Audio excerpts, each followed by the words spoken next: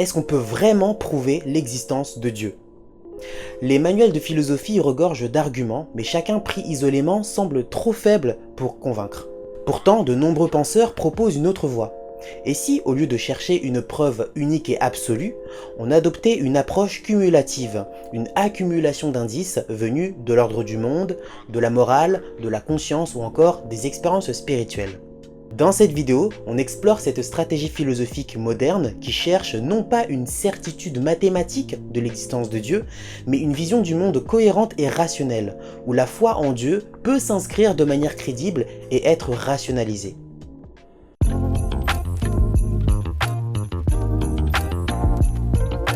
Dans beaucoup de livres de philo ou d'anthologie, on trouve des arguments censés prouver l'existence de Dieu. Mais souvent, ces arguments semblent faibles. Par exemple, dire que l'univers a un ordre et une complexité ne prouve pas forcément qu'il y a un Dieu tout-puissant, omniscient et bienveillant. Au mieux, ça pourrait indiquer une sorte d'intelligence à l'œuvre dans l'univers, mais pas forcément un Dieu au sens où on pourrait l'entendre. Et ça ne va pas plus loin. Mais deux choses importantes à noter ici. La première, c'est que même cette idée d'une intelligence pourrait suffire à déranger un scientifique matérialiste pur et dur qui rejetterait toute notion de transcendance. Donc qui rejetterait l'idée qu'il y ait une réalité qui dépasse les réalités physiques et matérielles. Et la deuxième chose à noter, c'est que la plupart des philosophes aujourd'hui ne se contentent pas d'un seul argument. Ils en combinent même plusieurs. Les arguments de l'ordre dans l'univers, les expériences religieuses, la morale, etc.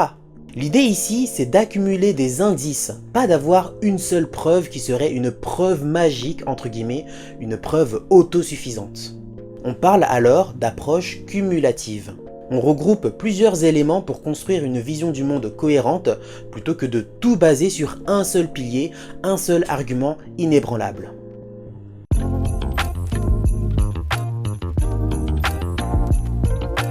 Mais pourquoi choisir une approche cumulative ? Alors, parce que beaucoup de philosophes rejettent aujourd'hui ce qu'on appelle le fondationalisme. Le fondationalisme, c'est l'idée qu'on devrait fonder toutes nos croyances sur des certitudes absolues, des fondements, des fondations totalement solides, et construire tout dessus comme s'il s'agissait d'une pyramide. Mais à l'inverse, beaucoup pensent que ce qui compte, ce n'est pas qu'il y ait un élément qui soit la base de tout, mais c'est la cohérence générale, la cohérence globale d'un système de pensée. Selon cette idée, il faut que chaque croyance, additionnée à d'autres croyances, forme ensemble un tout cohérent. L'important, c'est que les idées tiennent ensemble, forment un tout logique et cohérent, même si chacune des briques n'est pas absolument et totalement certaine. Pour donner une image dans la construction d'un bâtiment, ce n'est pas avec une seule brique qu'on va construire un bâtiment, mais en agençant de manière cohérente plusieurs briques.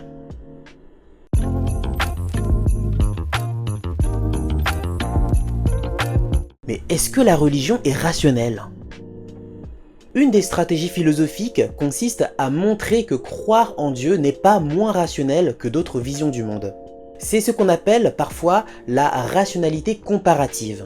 Il s'agit ici de comparer le degré de rationalité d'un système de croyance avec d'autres systèmes de croyance. Des penseurs comme John Hick défendent cette idée. La religion peut être cohérente, globale, ouverte à la critique et même complémentaire à la science, et donc pas forcément en conflit avec la science. Par exemple, si une vision religieuse contredit directement des découvertes scientifiques solides, il faut la revoir. Mais si elle est compatible ou complémentaire, elle peut être légitime.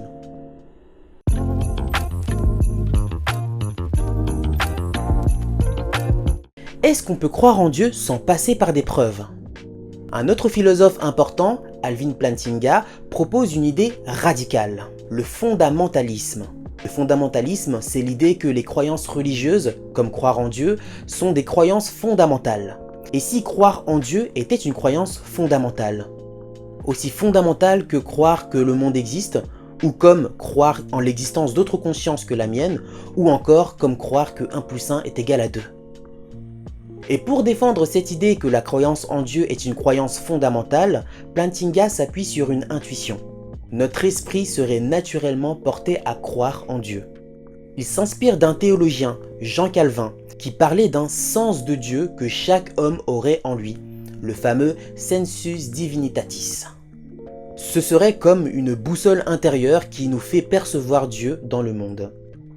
Plantinga élabore alors une épistémologie réformée, une manière de justifier la foi qui combine métaphysique, donc la métaphysique c'est la science de ce qu'est le réel au-delà des apparences, et qui s'additionne également à l'épistémologie.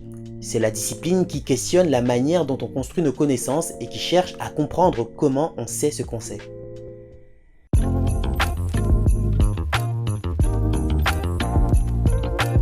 Mais c'est à qui de prouver quoi? Le philosophe Anthony Flew disait que c'est aux croyants de prouver que Dieu existe. C'est aux croyants que reviendrait ce que l'on appelle la charge de la preuve. Pour lui, si on est tous d'accord sur les faits scientifiques, pourquoi en rajouter? Pourquoi rajouter d'autres faits? Il appliquait ce qu'on appelle le rasoir d'Occam. Selon le rasoir d'Occam, il ne faut pas ajouter des hypothèses inutiles si les hypothèses déjà existantes expliquent les faits. Mais d'autres philosophes lui ont répondu. Premièrement, que cette demande de preuve absolue vient d'un fondationalisme dépassé. Deuxièmement, que la charge de la preuve est partagée entre croyants et non-croyants. Et enfin, que les croyants disposent de suffisamment d'arguments variés pour défendre leur position.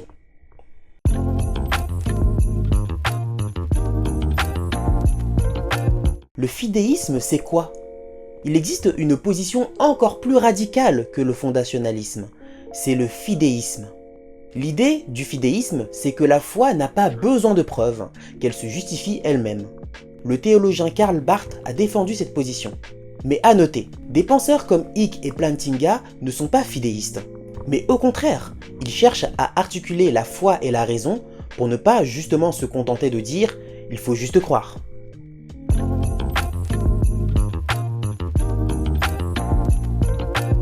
Quels sont les principaux arguments pour l'existence de Dieu? Alors, pour faire un tableau général, voici les grandes familles d'arguments en faveur de l'existence de Dieu ou de la croyance en l'existence de Dieu, ainsi que ceux qui les défendent. Il y a d'abord l'argument ontologique, qui dit que Dieu existe par définition, qui est défendu par Plantinga, Malcolm et d'autres. Il y a ensuite l'argument cosmologique, qui dit qu'il faut une cause première à l'univers, défendu par Craig et Meynell. Il y a l'argument téléologique, l'argument du dessin intelligent, ou en anglais intelligent design, qui dit que l'ordre dans l'univers suggère qu'il existe un concepteur. Cet argument est défendu par Swinburne et Collins. Il y a l'argument des miracles. Certains événements dépassent l'explication naturelle. Ceci est défendu par Craig et Gaivet. Il y a l'argument de la morale et des valeurs, qui dit que l'existence du bien et du mal suggère une source de la morale, défendu par Copan et Owen. Il y a l'argument de la conscience, qui dit que notre conscience, ou l'existence de notre conscience, pointe vers quelque chose de plus grand. Ceci est défendu par Adams et Morland.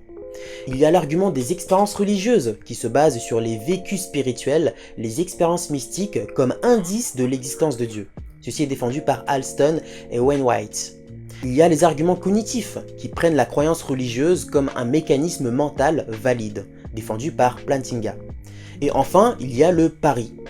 Selon cette logique, parier sur l'existence de Dieu peut être un choix raisonnable, notamment pour éviter l'enfer si on n'y croit pas, ou bien pour aller au paradis si jamais Dieu existe. Ceci est défendu par Pascal et Reicher.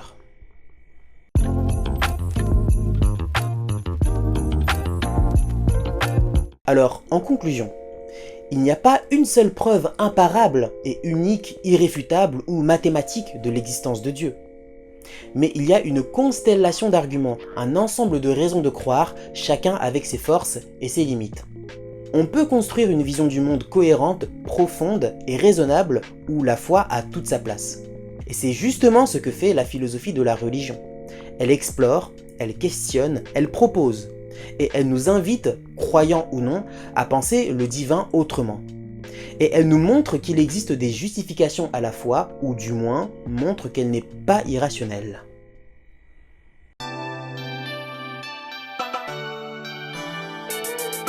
Je vous remercie d'avoir suivi cette vidéo, je vous invite à laisser un commentaire afin de donner vos impressions et je serai curieux de connaître votre démarche de réflexion et s'il y a des éléments qui divergent de ma démarche, précisez-le dans les commentaires. Et si vous ne voulez rien rater de la suite, vous pouvez vous abonner et activer la petite cloche afin d'être mis au courant dès qu'une nouvelle vidéo sort. Si vous croyez en mon existence, eh bien dans ce cas, on se donne rendez-vous pour la prochaine vidéo, et je vous laisse d'ailleurs me dire en commentaire quelles sont les preuves qui vous font croire que j'existe. Et quant à moi, je crois, du moins j'espère que vous existez, et dans cette espérance, je vous dis à très bientôt, et surtout, cassez-vous la tête.